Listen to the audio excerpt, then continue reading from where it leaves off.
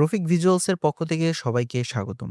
আজকে আমরা এমন একটা টপিকসে কথা বলবো, যেই টপিকসটা আসলে আপনাদের সকলেরই খুবই প্রয়োজন। এমন একটা এক্সটেনশন নিয়ে আমরা আজকে আলোচনা করব। এই এক্সটেনশনটা আপনি চাইলে যেকোনো প্রজেক্টে ইউজ করতে পারবেন এবং এই এক্সটেনশনটা যে কাজটা করে সেটা আপনার প্রত্যেকটা প্রজেক্টেই ইউজ হয়। সো এমনই একটা এক্সটেনশনের নাম হচ্ছে আমাদের ক্যাপশন স্টুডিও। সো এই প্লাগইনসটার বিষয়ে ডিটেইলস বলার আগে আমি যদি একটু বলে রাখি, এই প্লাগইনসটা আপনারা অনলাইনে পেয়ে যাবেন। দেন হচ্ছে এটা ইনস্টল করার জন্য বেশ কিছু প্রসেস আছে। সো আমি ওয়ান বাই ওয়ান প্রত্যেকটা প্রসেস নিয়ে এই ভিডিওতে কথা বলব। সো আমার স্ক্রিনে হয়তোবা আফটার ইফেক্ট ওপেন আছে। সো আমরা আগে দেখে আসি কোথায় হচ্ছে আমরা এই প্লাগইনসটা পেয়ে যাব বা আমাদের এই আ এক্সটেনশনটা পেয়ে যাব। সো আমরা একটু আমাদের ব্রাউজারে চলে যাই। ব্রাউজারে গেলে আমি দেখেন একটা ওয়েবসাইট অন করে রেখেছি। সো captionstudio.ai নামে এই ওয়েবসাইটে গেলে আপনারা ফ্রিতে এই এক্সটেনশনটা ডাউনলোড করতে পারবেন এবং এখানে একটা অ্যাকাউন্ট ক্রিয়েট করে নেয়ার মাধ্যমে আপনারা চাইলেই কিন্তু এটাকে আপনার সফটওয়্যারের সাথে কানেক্ট করে ফেলতে পারবেন এবং এখানে একটা ভিডিও দেয়া আছে। আপনারা চাইলে এই ভিডিওটা দেখতে পারেন অথবা আপনারা আমার এই ভিডিওটা সুন্দর মতো করে দেখলে আপনারা বুঝে যাবেন।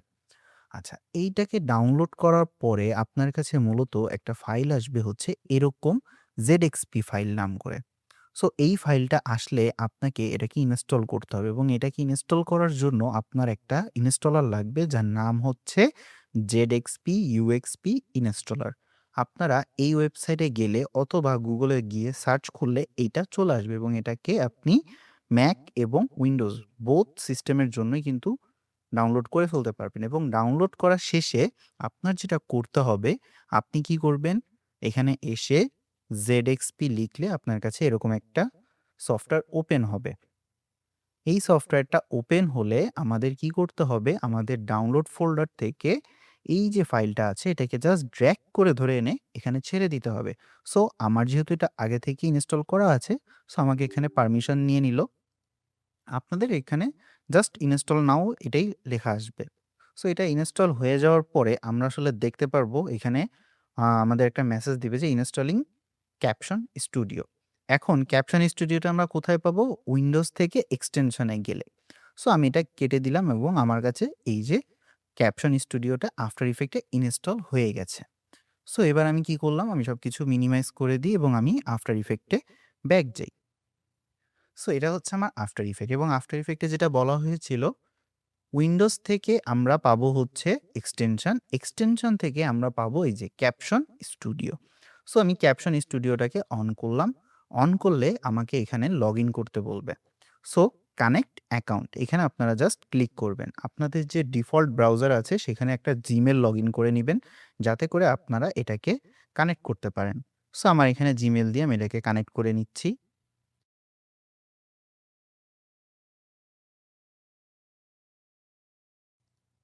সো এখানে দেখেন কানেক্ট হওয়ার সাথে, সাথে আমার কিন্তু ইন্টারফেসটা চেঞ্জ হয়ে গেছে এবং আমি একটু ইন্টারফেস সম্পর্কে বলি। এটা হচ্ছে আমাদের ক্যাপশন স্টুডিও ইন্টারফেস। এইখানে মূলত আমরা কি ধরনের অডিও আছে সেই অডিও লেয়ারটা সিলেক্ট করে দিতে পারবো এখান থেকে। প্লাস এন্টায়ার আমরা এখানে টোটাল ওয়ার্ক এরিয়ার ভিতরে যতগুলা অডিও আছে সবগুলাকে সিলেক্ট করে দিতে পারি। আমি হচ্ছে একটা লাইনে কতগুলা ওয়ার্ড থাকতে পারে আমি সেটা এখান থেকে সিলেক্ট করে দিতে পারি। ডাবল লাইন না সিঙ্গেল লাইন হবে সেটা সিলেক্ট করে দিতে পারি। দেন আমি এইখান থেকে বিভিন্ন ধরনের ইফেক্টের এখানে টোটাল আপাতত ৫ টা ইফেক্ট আছে। আপনারা চাইলে যেকোনোটাই ইউজ করতে পারেন। সো আমি আপাতত সিনেম্যাটিক রিলস স্টাইল এটা ইউজ করলাম এবং এখানে আমি সর্বোচ্চ ২ টা কি ৩ টা ওয়ার্ড দিব। সো আমি ২ টা ওয়ার্ড দিলাম।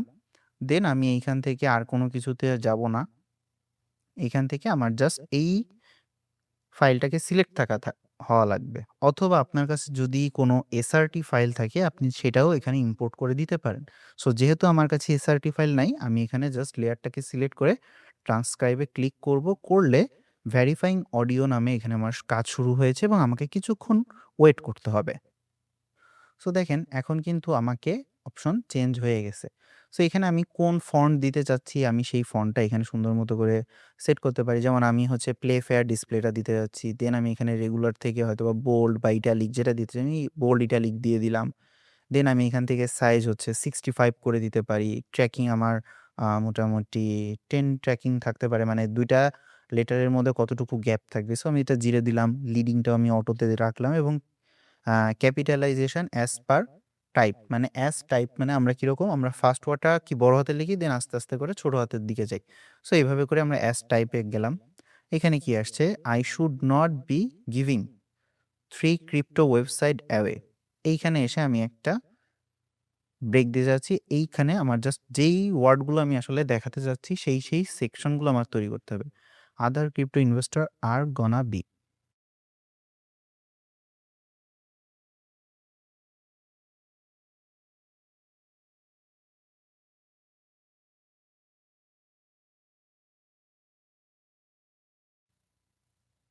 সো আমার এখানে সবকিছু অর্গানাইজ করা হয়ে গেছে। আমি এখান থেকে কি করব? এবার জেনারেট লেয়ার্সে ক্লিক করব। সো জেনারেট লেয়ার্সে ক্লিক করলে দেখেন আমার কাছে এখানে অটোমেটিক্যালি কিন্তু আমার টেক্সট লেয়ারগুলো জেনারেট হচ্ছে। সো আমি জাস্ট একটু সাইড করে রাখি।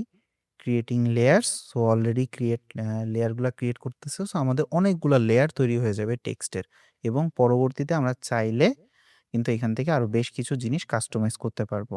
ঠিক আছে? সো এটাকে আমরা এখান থেকে দেখতে পারি ট্রান্সক্রিপ্ট, দেন হচ্ছে ইফেক্ট। আমরা এখান থেকে কি ইফেক্ট ইউজ করব? সো আমরা এই ইফেক্টটা ইউজ করলাম। No layer selected. সো আমরা এখান থেকে সব লেয়ার সিলেক্ট করলাম। করার পরে আমরা জাস্ট এইখান থেকে এটাকে ক্লিক করে দিলাম। সো সবগুলা লেয়ারে অটোমেটিক এপ্লাই হয়ে গেছে।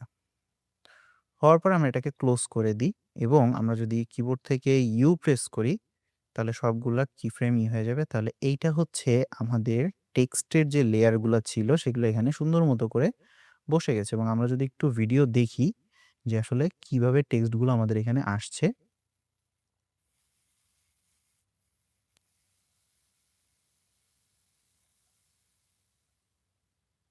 যেমন আমার এই টেক্সটটা একটু সাইজে বড় হয়ে গেছে। আমি চাইলে কি করতে পারি? এই ২ টাকে সুন্দর মতো করে সিলেক্ট করে ধরে প্রপার্টিস থেকে এসে যদি আমি একটু সাইজটা ছোট করি এবং আমি যদি এখান থেকে একটু পজিশন আপ ডাউন করতে চাই, আমি কিন্তু সেটাও এখানে পারতেছি। প্লাস আমি যদি এখান থেকে কালার চেঞ্জ করে দিতে চাই, তাহলে আমি কিন্তু সেটাও এখান থেকে পারতেছি। সো দেখেন আমার কিন্তু আগে যতটা না কষ্ট করতে হতো একটা টাইপোগ্রাফি করতে, আমাকে কিন্তু এখন এই প্রিসেটটা বা আমাদের এই এক্সটেনশনটা খুব ইজিলি টাইপোগ্রাফিগুলো করতে হেল্প করে দিচ্ছে। যা কিন্তু অনেক স্টুডেন্টদেরকে টেক্সট অ্যানিমেশনের জন্য অনেকটাই হেল্প করবে। সো এই ধরনের টিপস এবং ট্রিক্স এবং এই ধরনের এক্সটেনশনের ব্যাপারে ইনফরমেশন পেতে আমার এই রফিক ভিজুয়াল চ্যানেলটি সাবস্ক্রাইব করে রাখবেন। সো আমি যেন আপনাদেরকে নতুন, নতুন আরো বেশ কিছু টিপস এবং ট্রিক্স শেয়ার করতে পারি। ধন্যবাদ সবাইকে।